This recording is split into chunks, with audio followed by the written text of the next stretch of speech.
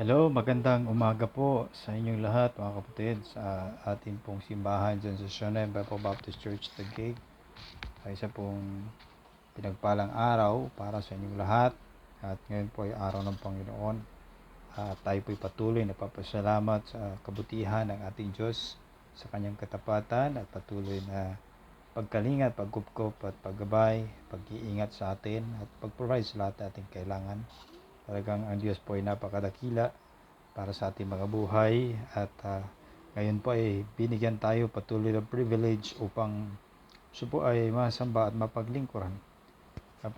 Salamat po sa ating Panginoon na ako po ay muli pagbigyan ng pagkakataon na pagbigay sa inyo ng mensahe para sa ating mga kapatiran, bawat isa na nandyan po na nagpapatuloy, na naging faithful, naglilingkod at nagsasamba para sa ating Panginoon. At alam natin, sabi ng Panginoon, that your labor of love is not in vain in the Lord. So, there is a blessing serving God. Kaya, hindi man agad-agad, pero nariyan po ang pagpapala ng Diyos. At ngayon pong umaga, nais ko pong ipaabot sa inyong mensahe galing po sa Biblia. At ang mensahe pong ito ay nawa maging pagpapala po sa inyong lahat.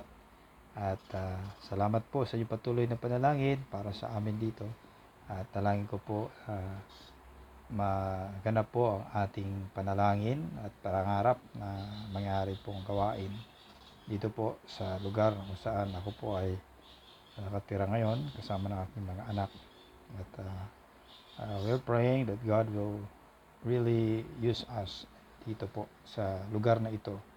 At ito po ay malaking bahagi ang inyong panalangin at suporta para sa gawain na ating pong itatayo dito po sa lugar kung saan ako po ngayon ay nakatira at naglalagi. Panalangin panalangin ang aking kalusugan at pati ang aming kalusugan ng aking mga anak din kasama dito at ang asawa, nakasama nyo rin po dyan ngayon sa Taguig. At para po sa lahat na mga kapatid, lalo na sa may mga karamdaman din, dalangin po natin ang kagalingan at ang chance na kung saan ang bawat isa mabigyan pa ng kagalingan at mahabang buhay upang makapaglilingkod pa sa Diyos, lalo na magiging instrumento po tayo sa ating mga pamilya, ating mga mahal sa buhay na hindi pa nakatanggap ng kaligtasan. Okay, so di po tayo magtatagal, bubuksan natin ating mga Biblia at nais ko pong buksan nyo rin po ang inyong mga Biblia sabay. Sabi po dito sa Philippians chapter 2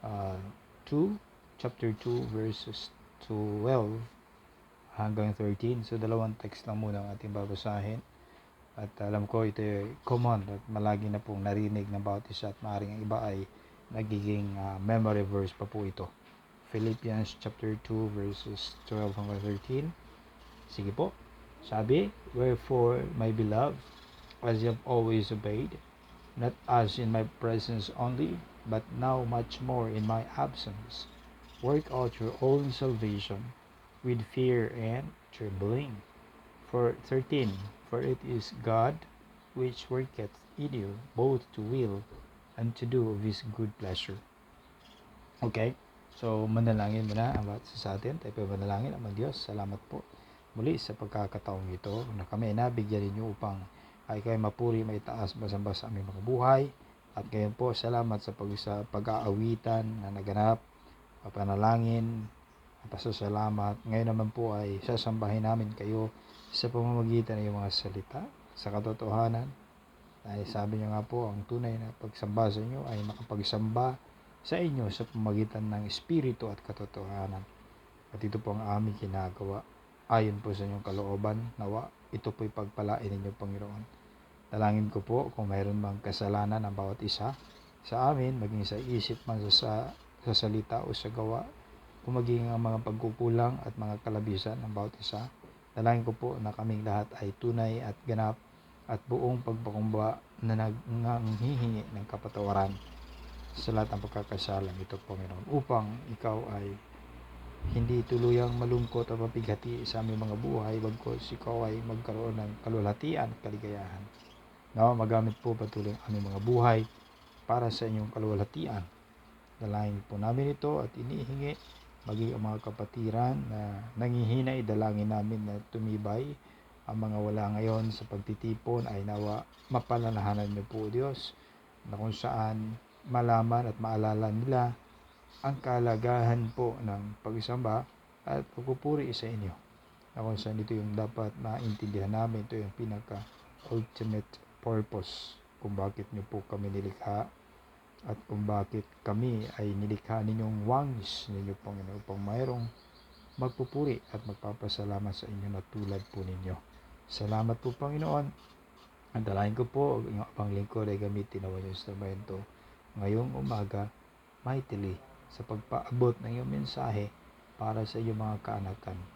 Dalangin ko po, Diyos, na ikaw ay patuloy gamitin ang iyong lingkod, ang bibig, ang salita, ang tila, ang salita, Panginoon, at ang aking buhay ay nawa patuloy mong gamitin para sa iyong kalulhatian.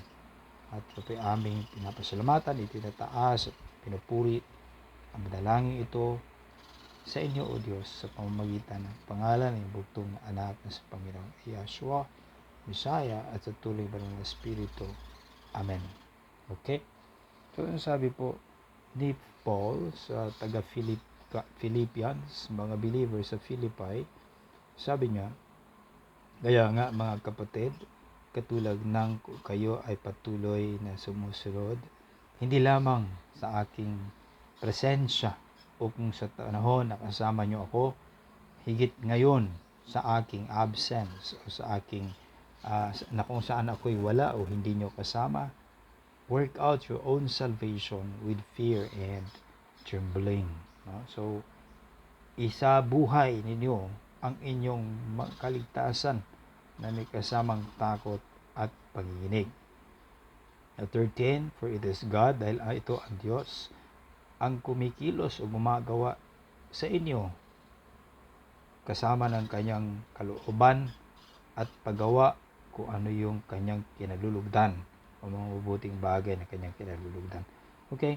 So, mga kapatid, nais po ng Diyos na mapaalala sa atin ngayong umaga na kung saan tayo po ay talagang inaasahan at ine-expect ng Panginoon na magiging obedient sa Kanya sa lahat ng oras. Ito po, sabi ni Pablo, kayo ay taga-Philippi, no? Yung mga Philippians, sabi niya, kayo ay sumusunod sa Panginoon nung kasama niyo ako, pero higitan pa ninyo yan ngayon na hindi niyo ako kasama. Okay? So, ano po ibig sabihin? So, nais po ni Paul na maintindihan na bawat isa ng mga mananampalataya sa Philippi at hindi lamang po sa Philippi, kundi pati po sa atin ngayon, na tayo po ay naglilingkod, hindi po sa tao, kundi sa Diyos. Kung saan, hindi po tayo pwedeng nakatingin lamang sa tao. Kung ang paglilingkod sa Diyos ang pag-uusapan o ang pagsasamba sa Diyos ang pag-uusapan, hindi po tayo nakadepende sa tao, no? O sa leader ng simbahan. Dito po specifically si Pablo, siya po ang naging leader, siya po ang nagiging mentor, at siya po ang nagiging instrument para maitayo ang simbahan ng Philippi. Okay? At kasama ng mga makamanggagawa niya. Pero siya po talaga yung nag-lead at ginamit instrumento ni Lord para mabuksan ang gawain dito sa lugar na ito. Pero sabi ni Pablo, naglilingkod kayo hindi sa akin, kayo'y naglilingkod sa Diyos. Kaya sabi niya sa 13, kahil ang Diyos ang kumikilos, ang Diyos ang gumagawa sa kanyang kalooban sa inyong buhay at sa paggawa ng mabubuting bagay na kung sa ay kanyang kinalulugdan na mangyari sa inyong mga buhay. Alam niyo po, ang gusto po ng Panginoon Diyos na kayo ay pagpalain. Ang gusto po ng Panginoon Diyos na kayo ay mag-enjoy sa blessing ng Panginoon at maging sa kaligtasan higit sa lahat na kanyang ibinigay sa inyo, sa atin, na saan sabi niya, kayo po ay magiging kaluguran at kalulhatian ng ating Panginoon. At alam naman po natin kung ano yung kinalulugdan ng Diyos ito po ay ang kaligtasan, hindi lamang po natin, kundi pati ng ating mga kapwa, higit sa lahat ng ating mga mahal sa buhay. So, we do all things, by all means, para po mapaabot ang kaligtasan sa lahat ng tao at higit sa lahat sa ating mga mahal sa buhay. Hindi po tayo sumusuko, hindi po tayo tumitigil. Kaya ito po ang sabi ni Pablo, work out your own salvation with fear and trembling. So, ipag-isa sa buhay po ninyo ang inyong kaligtasan. So, ibig sabihin po, hindi po pwedeng ating itago, no, ang kaligtasan. O di kaya ay hindi natin ipakita sa pamamagitan ng ating araw-araw na pamumuhay, especially kung tayo ay hindi sumasama sa gawain ng Panginoon. So, hindi po nakikita ang salvation, hindi po na-work out ang salvation kung hindi po tayo nakakasama sa ministry ng church. Yan po ang katotohanan. So, kahit pa tayo ilang beses magsabing tayo ay naligtas na o niligtas na ng Panginoon, pero kung tayo po ay wala sa church, hindi tayo kabilang sa bahagi sa ministry ng church, so is yung ating salvation ay hindi na work out. So, sabi ni James, ano ang pakinabang ng kaligtasang mayroon ka kung hindi naman ito nagiging kagamitan o instrumento para sa kaligtasan ng iba? No? So, yun po ang punto dito, mga kapatid. So, maraming iba na nagkaroon ng interpretasyon ang kaligtasang ito daw ay kailangan mong trabahuin para maligtas ka. So kung saan, nakita po natin na hindi po yun yung tinutukoy dito. So, ang tinutukoy po rito, work out your own salvation with fear and trembling. Ibig sabihin, isabuhay mo ang kaligtasang meron ka na. No? Kaligtasang natanggap mo na. Hindi yung tatanggapin mo pa lang. So, papaano mo i-work out yung isang bagay na wala sa'yo? Diba? So, ang hirap naman po nun. Okay? So, i-work out mo yung meron ka na. So ano tinutukoy dito? Yung salvation mo na natanggap mo, ipamuhay mo. Okay? I-work out mo siya. I-exercise natin. So marami po kasing mga mananampalataya o di kaya ngayon sa panahon natin na nagsasabing sumasampalataya sa Panginoon at tumanggap din naman daw ng kaligtasan. Ngunit hindi naman na-exercise yung salvation. Bagkus natatago o di kaya ay natatabunan, no, ng gawaing hindi naman ayon sa bagay na kinalulugdan ng Diyos. Yan po yung nakakalungkot kasi kahit na ilang beses nating i-claim ang ating mga sariling ligtas na o di kaya nasa kabanalan na ng Panginoon. Pero kung hindi naman po ito nakikita sa ating mga buhay, ay parang sayang lang. No? Hindi po magkakaroon ng pakinabang. So, tingnan nyo po kung gaano kaseryoso si Paul dito, mga kapatid. Sabi niya, with fear and trembling. No? So, magkaroon tayo ng takot at panginginig. So, the fear of the Lord talks about respect, reverence, and faith to the Lord. Okay? So, pagka meron tayong respeto, paggalang, at pananampalataya at pagkilala sa Diyos, so, hindi tayo magpapatuloy o doon sa masama. Hindi tayo gagawa doon sa mga bagay na hindi po alam natin na hindi po ikinakatuwa ng ating Diyos. Yung trembling talks about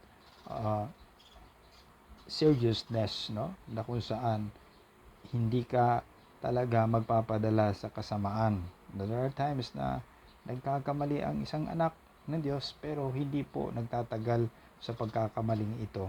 At siya po ay dapat manginginig, no? At mangangatog sa takot at sa rason na kung saan alam natin na ang Diyos bilang ama natin o tayong mga anak, no? So, ang Diyos ay tatay natin. Alam natin na hindi po siya magtutolerate ng anak niya sa kasamaan o kasalanan. Because malalaman natin na ang Diyos, pagka ang anak ay nagkasala, alam natin na tayo ay pinapalo. No? At hindi po magtatagal, talagang mayroon pong disiplina or chastisement na gagawin ng Panginoon. Therefore, yun po ang ating consider lagi araw-araw, lalo sa mga young people dyan, no? Sa ating church at Taguig, maging hindi po naging seryoso sa ating pananampalataya at paglilingkod sa ating Panginoon. Makikita pa rin tayo hindi lamang sa personal na buhay natin, kundi pati sa social media. Iba-iba yung ating napopost, iba-iba yung ating pinapanood, iba-iba yung ating ina-idolize, no? Iba-iba yung ating ginagawa sa social media, sa internet, sa phone, kung saan ang tanong, ito ba ay umaayon sa kalooban at kaligayahan ng Panginoon?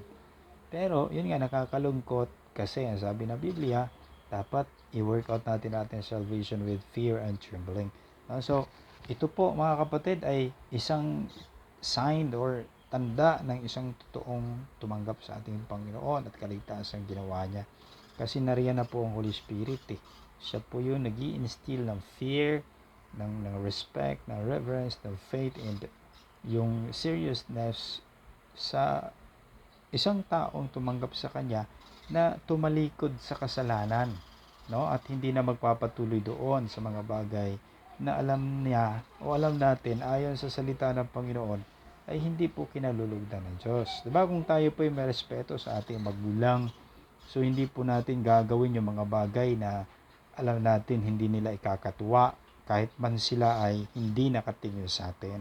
Nakakatuwa po yung mga ganyang klaseng mga anak, no? Na kung saan kinukonsider nila lagi yung makakapagpaligaya sa kanilang mga mahal sa buhay kasi po meron silang respeto, meron silang paggalang sa kanilang mga mahal sa buhay. Okay? So, yun po mga kapatid, no? So, salamat.